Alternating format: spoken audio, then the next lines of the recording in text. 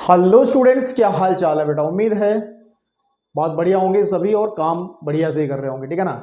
अब बात करनी है हम लोग इस एक्सरसाइज 5.3 के इंट्रोडक्शन की, क्योंकि इससे पहले हमने काम कर लिया है। 5.2 तक हम सब लेक्चर शूट करके अपलोड कर चुके हैं। तो आज उम्मीद है सभी बच्चे पिछला वाला काम कंप्लीट करके आए होंगे। आज का टॉपिक बड़ा आसान टॉपिक है, क्लास 10th का टॉपिक है। बेसिकली क्लास 10th में हम लोग पढ़ लिया था, हम लोगों को द्विघातीय समीकरण का सॉल्यूशन पढ़ना है। और वहां पे तो कई तरीके के सॉल्यूशंस पढ़े थे, तो पढ़ के आ गए हैं। लेकिन जहां दिक्कतें आई थी वहां पर पढ़ते पढ़ते उससे आगे थोड़ा बढ़ना है। दिक्कत कहाँ आई थी?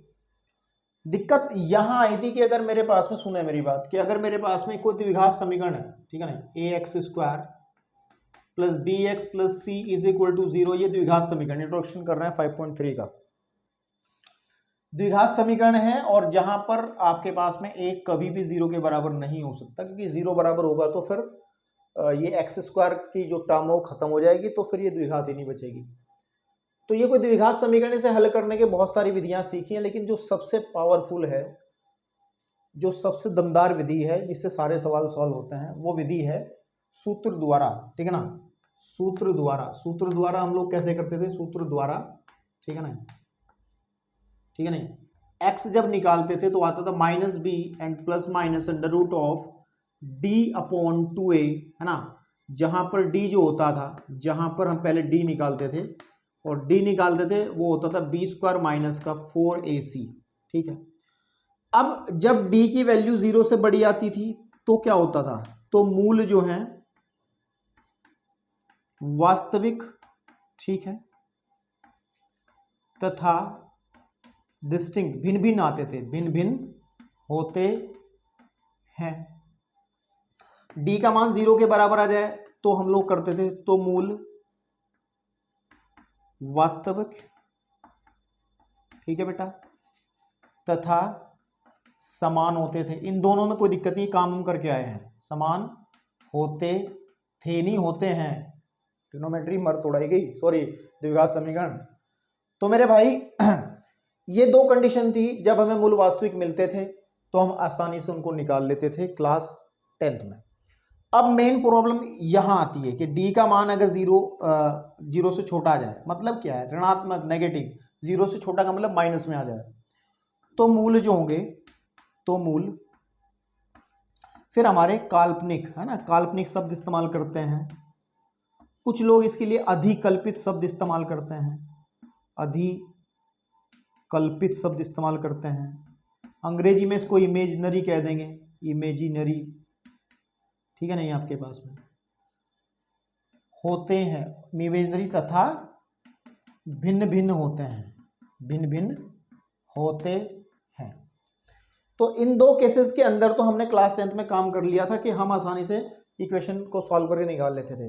लेकिन जहां पर भी d का मान 0 से छोटा आता था वहां हाथ जोड़ के खड़े हो जाते थे, नहीं भाई ये मेरे बस की बात नहीं, क्योंकि मूल काल्पनिक होंगे तो उसका कैसे हम फाइंड आउट करेंगे, उसका हम लोगों को आइडिया नहीं था। लेकिन हमने चैप्टर की शुरुआत में ही कहा था कि सम्मिश्र संख्या हमारे हाथ खोलेगी इसी तरीके के प्रॉब्लम को सॉल्व करने के लिए। तो अब हमें मेन काम ये है, ऐसे सवाल मिलेंगे द्विघात समीकरण के अंदर जिसके अंदर जो d है डिस्क्रिमिनेंट है, विविध कर है। इसको हम डिस्क्रिमिनेंट अंग्रेजी में कहते हैं विविध कर, d विविध कर होता है।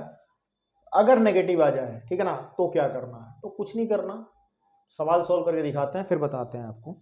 जैसे एग्जाम्पल नंबर फर्स्ट है, एग्जाम्पल नंबर 9, तो यहां पे कर दूंगा मैं उदाहरण नंबर 9। करने का तरीका वही रहेगा जो मैं बता रहा हूं। 9 इसमें कहा गया है x² प्लस 2 को, है ना, को आपको क्या करना है? को बेटा हल करना है, को हल करो। क्या करो? हल करो। तो मेरे बेटे सबसे पहला काम आपको करना है कि द्विघात समीकरण को इस मानक रूप में ले आना है, ठीक है। तो इसको लिख लेंगे, हम हल कर रहे हैं, ठीक है ना। x² प्लस, इसमें x वाली टर्म नहीं है तो 0 into x plus 2 is equal to 0, है ना, is equal to 0, is equal to 0, है ना, तभी तो समीकरण बनेगी। और कि हम लोग ax² plus bx plus c बराबर 0 से क्या कर लेंगे?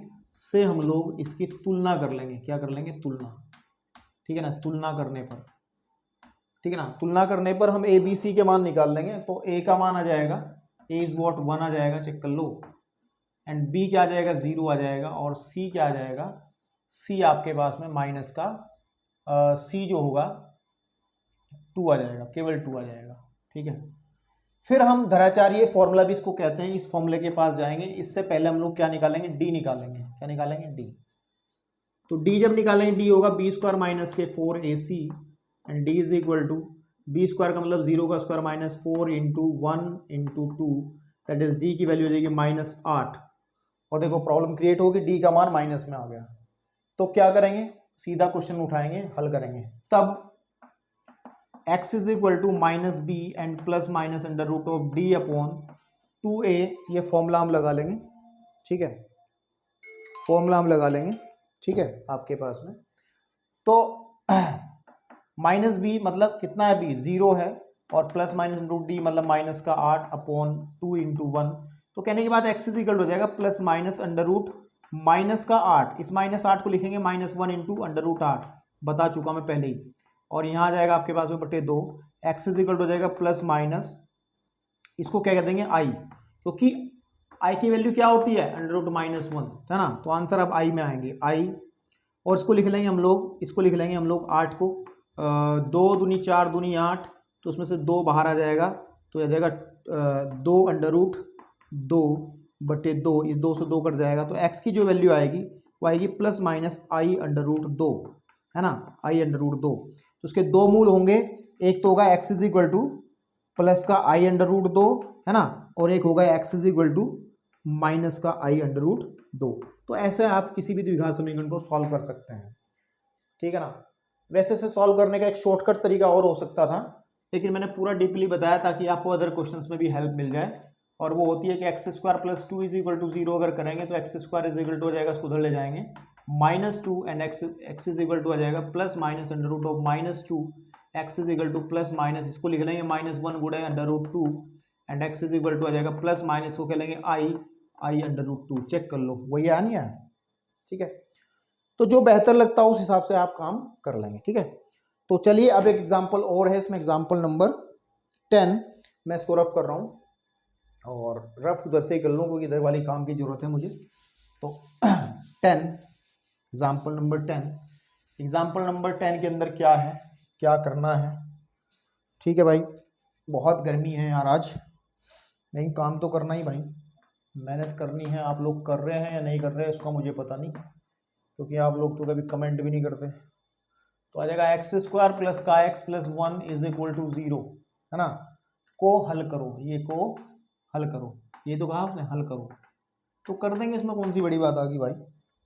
अकॉर्डिंग टू दिस तो हम लोग सबसे पहले क्या करेंगे, सबसे पहले क्या करेंगे, इक्वेशन को देखेंगे इस रूप में है नहीं है, इस रूप में है, बिल्कुल है। तो एक्स स्क्वायर प्लस का x plus 1 is equal to 0 की a x square plus b x and plus c is equal to 0 से हम लोग तुलना कर लेंगे, तुलना कर लेंगे, और तुलना से ए की वैल्यू निकल जाएगी 1 और बी की वैल्यू भी 1 एंड सी की वैल्यू भी 1।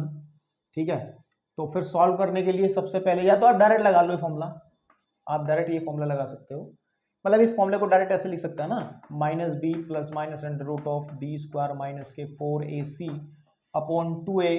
तो डी निकालने की जरूरत ही नहीं है ना, डी निकालने की जरूरत नहीं है, तो मैं डायरेक्ट ही लगा रहा हूं। तो minus B and plus minus under root of B square minus 4ac, मतलब डी अलग से ना निकाल करके ये निकाल दो 2a, तो क्या आ जाएगा, माइनस बी का मतलब -1 एंड प्लस माइनस, ठीक है, under root of B square मतलब 1 का square minus 4 into 1 into 1 upon 2 into 1। तो x जो बनेगा वो बनेगा -1 plus minus under root of 1 minus 4 upon 2। तो x is equal to -1 plus minus under root of minus का 3 अपॉन 2, या -1 प्लस माइनस इसको कैसे लिखेंगे, इसको लिखेंगे अंडर रूट -1 गुणा अंडर रूट 3 बटे 2। तो x की जो वैल्यू आएगी वो आएगी -1 प्लस माइनस, इसको लिख देंगे i, ठीक है ना, और अंडर रूट 3 बटे 2। यही आपका आंसर हो गया, एक मूल इसका प्लस में आ गया, एक आ गया इसका माइनस में। ठीक है ना बेटा, ओके। तो ये रहा आपका एग्जाम्पल नंबर, ठीक है ना। अब 11वें की बात करते हैं, किसकी बात करते हैं, 11वें की। उसके बाद आप एक्सरसाइज के क्वेश्चंस खुद कर सकते हैं, इस एक्सरसाइज को देखने की भी जरूरत नहीं आपको पड़ेगी, मेरे सॉल्यूशन को देखने की जरूरत नहीं पड़ेगी आपको, बड़े आराम से हो जाएगा। ठीक है, क्या चक्कर से आ रहे हैं। उदाहरण नंबर, ठीक है ना, आपके पास में 11 हमें इक्वेशन दी गई है under root of 5x² and plus के x plus under root of 5 is equal to 0, है ना। इसको सॉल्व करना है। तो हम लोग क्या करेंगे भाई, हम लोग करेंगे कि हम लोग ax² और प्लस bx प्लस c इस वाले से, है ना, बराबर 0 से हम लोग इसकी तुलना कर लेंगे। क्या कर लेंगे, तुलना। मैं डायरेक्ट हल कर रहा हूँ, एग्जाम्पल नंबर 11 को मैं हल कर रहा हूँ। ठीक है, तो a की वैल्यू आ जाएगी अंडर रूट 5 एंड b की वैल्यू आ जाएगी 1 एंड c की value under root 5।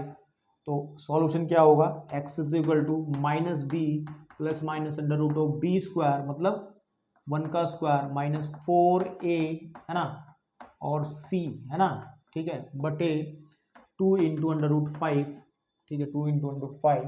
Then x is equal to आ जाएगा minus 1 plus minus under root of 1 minus under root 5 हो गया 5 5 चौक 20, है ना, अपॉन 2 अंडर रूट 5, या x is equal to minus 1 plus minus under root minus का 19 बटे 2 अंडर रूट 5, या इसको लिख लेंगे minus 1 plus minus under root minus 1 बाहर निकाल लो और अंडर रूट 19 यहाँ रख लो अपॉन 2 अंडर रूट 5। ठीक है ना, तो x इज इक्वल टू आ जाएगा मेरे पास माइनस 1 प्लस माइनस ये आ जाएगा i, है ना, i अंडर रूट 19 बटे 2 अंडर रूट 5। ठीक है ना, तो ये आपके पास में इसका आंसर आ जाएगा। ठीक है बेटा, तो अब आप लोग बिल्कुल फ्री हो पॉइंट 5.3 यानी कि प्रश्नावली 5.3 को सॉल्व करने के लिए कर सकते हो। ठीक है बेटा, चलिए अब बात करेंगे सॉल्यूशन की। धन्यवाद।